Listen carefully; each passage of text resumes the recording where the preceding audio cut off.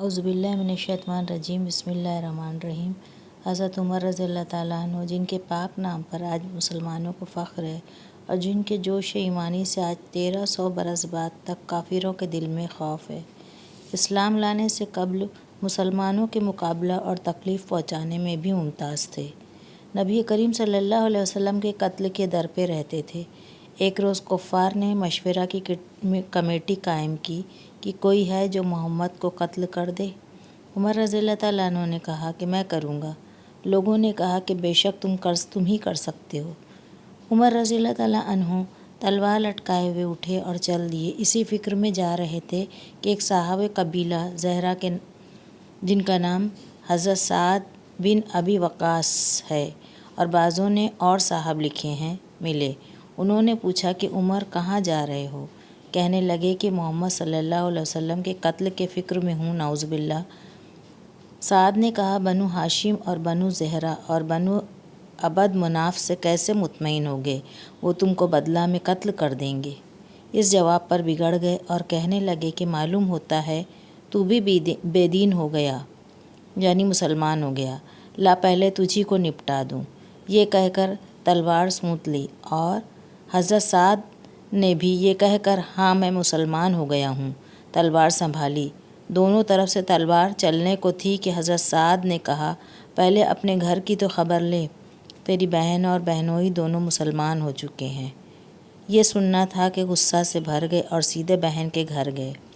وہاں حضرت خباب رضی اللہ تعالیٰ عنہ، جن کا ذکر پہلے بھی ہوا ہے، کواڑ بند کیے ان دونوں میاں بیوی کو قرآن شریف پڑھا رہے تھے۔ حضرت عمر رضی اللہ تعالیٰ عنہ نے کواڑ کھلوائے۔ ان کی آواز سے حضرت خباب تو جلدی سے اندر چھپ گئے اور وہ صحیفہ بھی جلدی میں باہر ہی رہ گیا جس پر قرآنی آیات لکھی ہوئی تھی۔ ہمشیرہ نے کواڑ کھولا۔ حضرت عمر کے ہاتھ میں کوئی چیز تھی جس کو بہن کے سر پر مارا، جس سے سر سے خون بہنے لگا اور کہا کہ اپنی جان کی دشمن تو بھی بددین ہو گئی۔ اس کے بعد گھر آئے اور پوچھا کہ کیا کر رہے تھے اور یہ آواز کس کی تھی؟ بہنوئی نے کہا، بات چیت کر رہے تھے۔ کہنے لگے، کیا تم نے اپنے دین کو چھوڑ کر دوسرا دین اختیار کر لیا؟ بہنوئی نے کہا کہ اگر دوسرا دین حق ہو تب یہ سننا تھا کہ ان کی داڑھی پکڑ کر کھینچی اور بے تحاشا ٹوٹ پڑے اور زمین پر گرا کر خوب مارا۔ بہن نے چھڑانے کی کوشش کی تو ان کے منہ پر ایک تماچا اس زور سے مارا کہ خون نکل آیا۔ وہ بھی آخر عمر رضی اللہ تعالیٰ عنہ کی ہی بہن تھی۔ کہنے لگی کہ عمر، ہم کو اس وجہ سے مارا جاتا ہے کہ ہم مسلمان ہو گئے۔ بے شک ہم مسلمان ہو گئے ہیں، جو تجھ سے ہو سکے تو کر لے۔ اس کے بعد حضرت عمر رضی اللہ تعالیٰ عنہ کی نگاہ اس صحیفہ پر پڑی جو جلدی میں باہر رہ گیا تھا، اور غصہ کا جوش بھی اس مار پیٹ سے کم ہو گیا تھا، اور بہن کے اس طرح خون میں بھر جانے سے شرم سی بھی آ رہی تھی۔ کہنے لگی کہ اچھا مجھے دکھلاؤ یہ کیا ہے؟ بہن نے کہا کہ تو ناپاک ہے اور اس کو ناپاک ہاتھ نہیں لگا سکتے۔ ہر چند اصرار کیا مگر وہ بے وضو اور غسل کے دینے کو تیار نہ ہوئی۔ حضرت عمر رضی اللہ تعالیٰ عنہ نے غسل کیا اور اس کو لے کر پڑھا۔ اس میں سورۃ طٰہٰ لکھی ہوئی تھی۔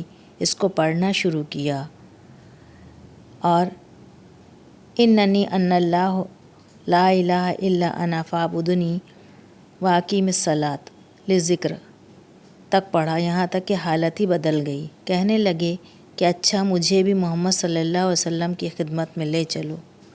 یہ الفاظ سن کر حضرت خباب اندر سے نکلے اور کہا کہ اے عمر، تمہیں خوشخبری دیتا ہوں کہ کل شب پچشنبہ میں حضور اقدس صلی اللہ علیہ وسلم نے دعا مانگی تھی کہ یا اللہ، عمر اور ابو جہل میں جو تجھے زیادہ پسند ہو اس سے اسلام کو قوت عطا فرما۔ یہ دونوں قوت میں مشہور تھے۔ معلوم ہوتا ہے کہ حضور صلی اللہ علیہ وسلم کی دعا تمہارے حق میں قبول ہو گئی۔ اس کے بعد حضور صلی اللہ علیہ وسلم کی خدمت میں حاضر ہوئے اور جمعے کی صبح کو مسلمان ہوئے۔ ان کا مسلمان ہونا تھا کہ کفار کے حوصلے پست ہونا شروع ہو گئے، مگر پھر بھی یہ نہایت مختصر جماعت تھی اور وہ سارا مکہ بلکہ سارا عرب اس لیے اور بھی جوش پیدا ہوا اور جلسے کر کے مشورہ کر کے ان حضرات کو ناپید کرنے کی کوشش کی گئی ہوتی تھی اور طرح طرح کی تدبیریں کی جاتی تھی۔ تاہم اتنا ضرور ہوا کہ مسلمان مکہ کی مسجد میں نماز پڑھنے لگے۔ حضرت عبداللہ بن مسعود فرماتے ہیں کہ عمر رضی اللہ تعالیٰ کا اسلام لانا مسلمانوں کی فتح تھی، اور ان کی ہجرت مسلمانوں کی مدد تھی، اور ان کی خلافت رحمت تھی۔